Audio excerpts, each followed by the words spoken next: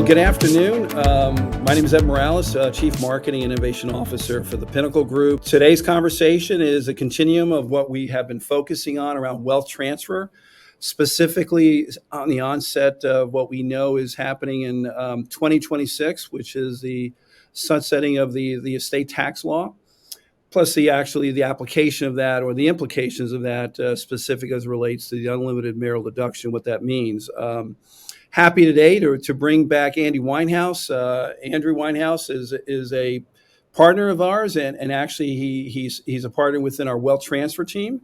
So he represents the law office of Andrew Weinhaus that actually specializes specifically in the area of estate tax planning. So Andy, good to have you again this afternoon. How are you?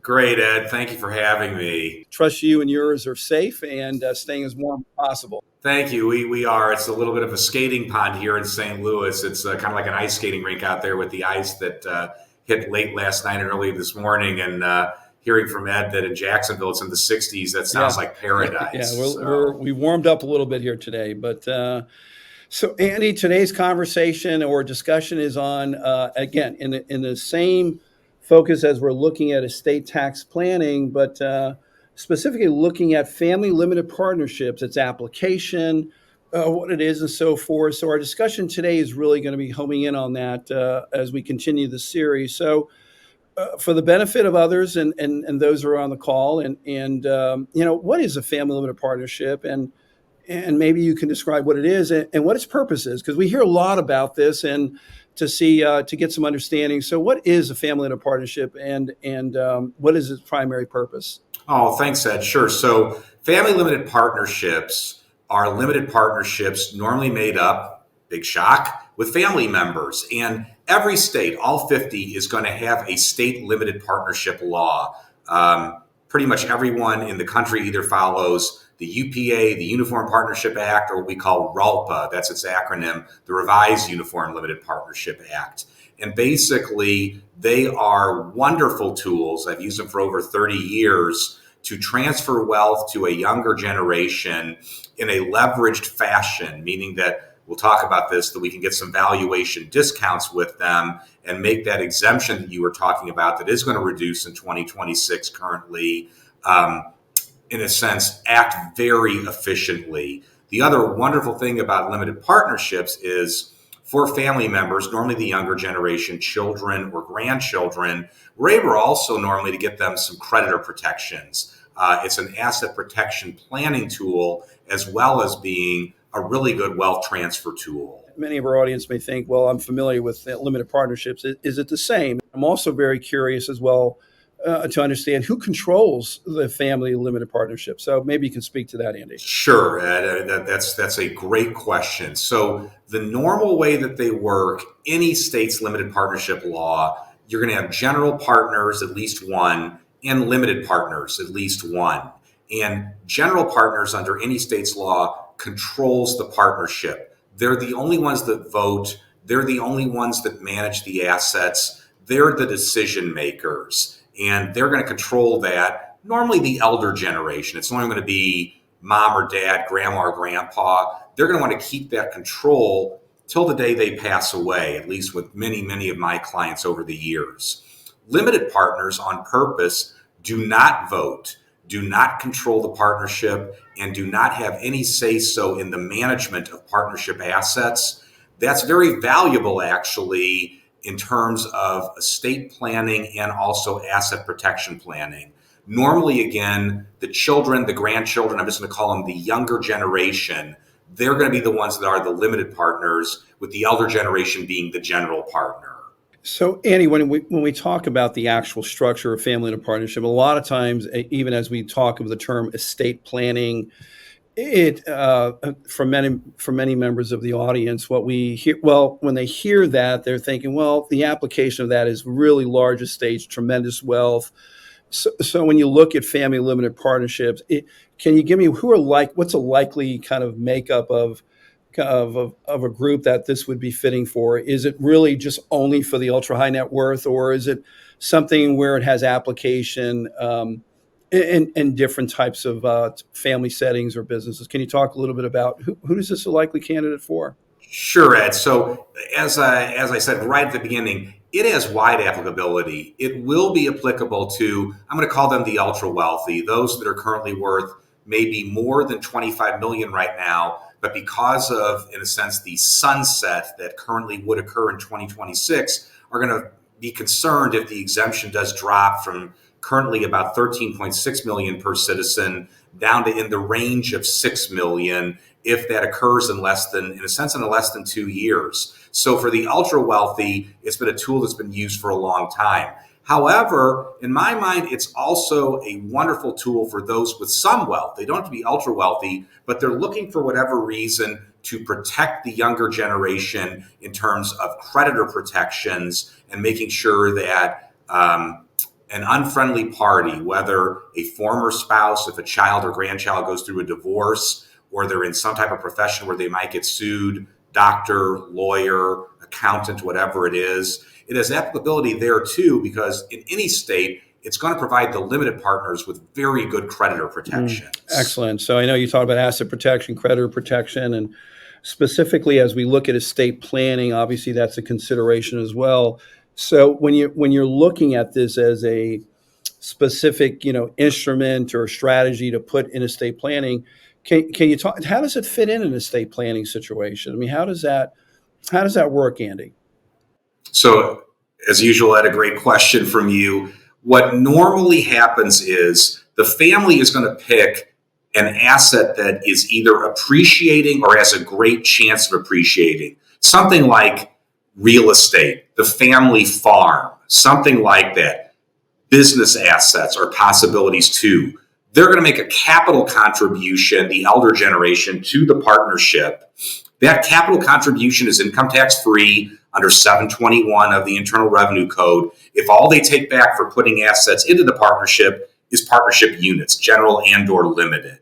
So that's an income tax free transfer to, first of all, title an appreciating asset in the name of the partnership.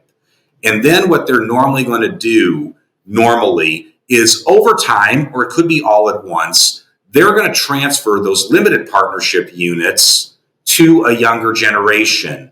And the primary benefit of that under our estate and gift tax system is once they transfer those interests to a younger generation, or let's say even a trust for the younger generation, an irrevocable trust, those assets are out of the elder generation's estate tax pot, their potential taxable estate.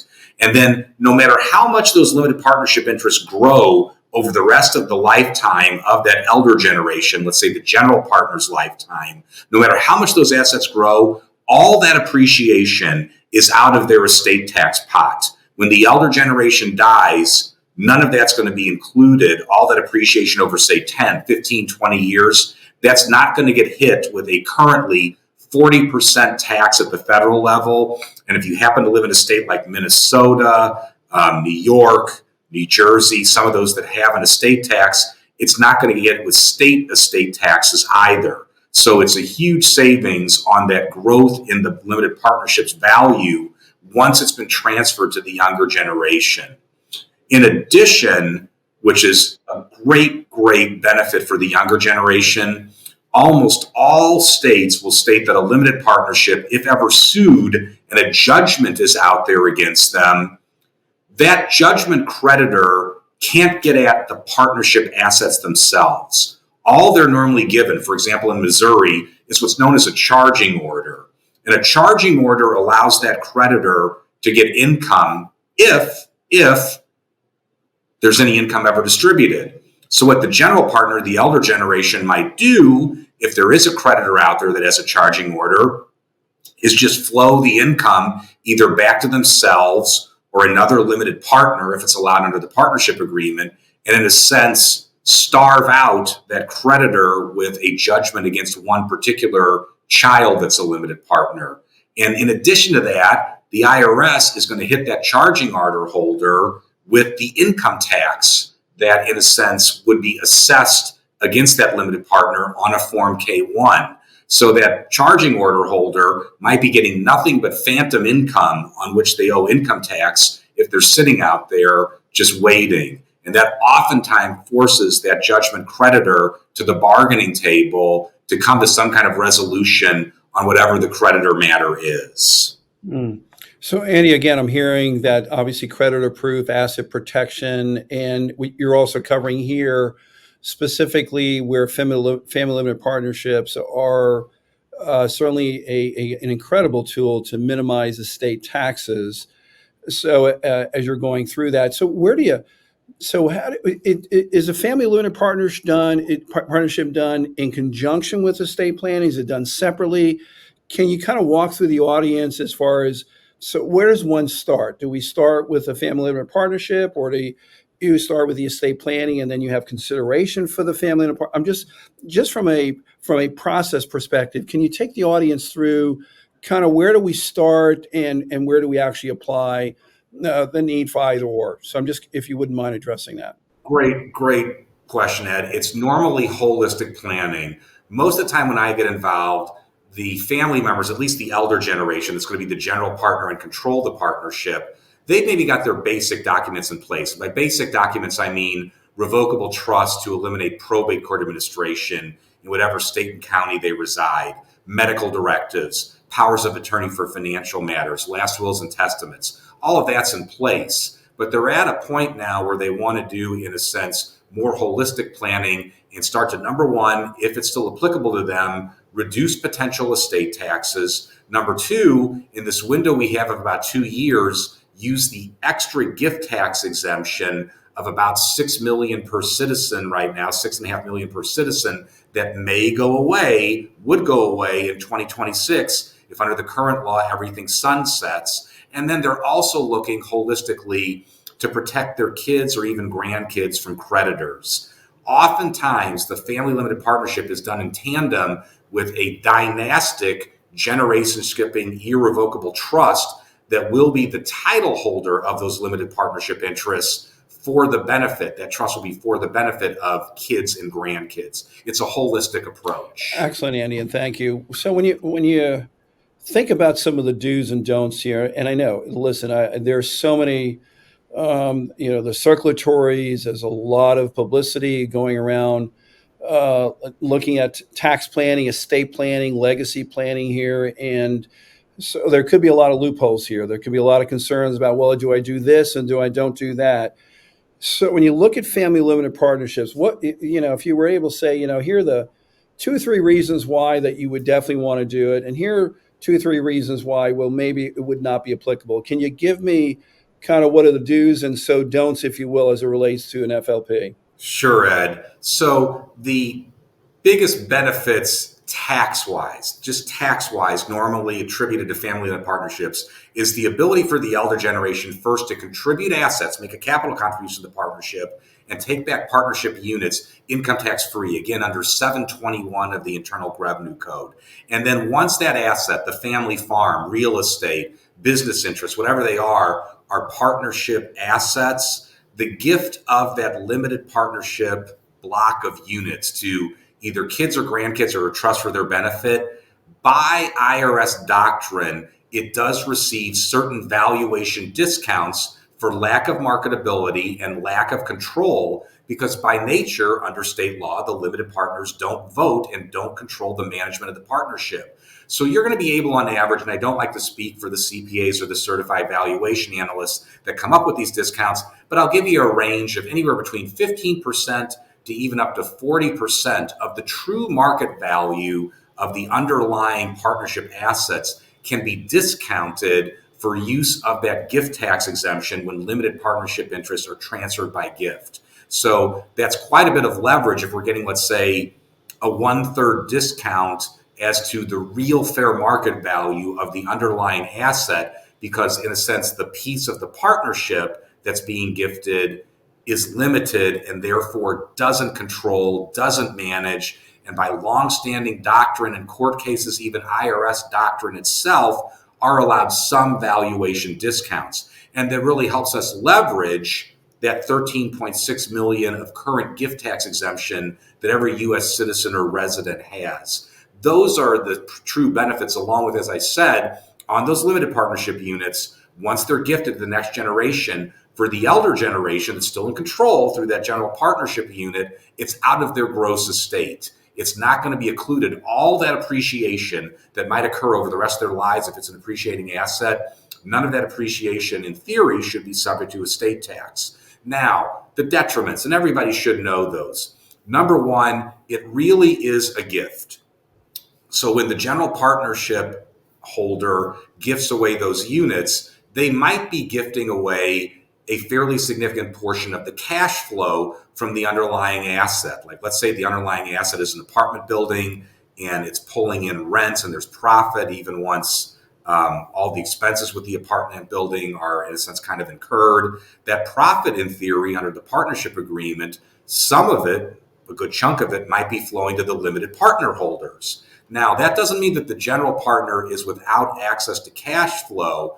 They're allowed, again, by plenty of IRS doctrine, to take a reasonable management fee for continuing to manage the partnership. That's one way to draw income out. And then number two, it is also possible under almost any state's limited partnership law for a loan from time to time to be made to the general partner. That's a real loan. It doesn't have to be paid back, but it's fine if it's paid back at death. And who's benefiting when, in a sense, the patriarch or matriarch of the family does pass away? It's going to be the limited partners, the children or the grandchildren, or some trust that was set up for them that holds the limited partnership interest. So the big downside that I see is you are truly making a gift, and some of the cash flow associated with those partnership interests might be flowing away from you on purpose. What would be the one, maybe two takeaways you want to leave the audience with as it relates to considerations for family limited partnership in their estate planning?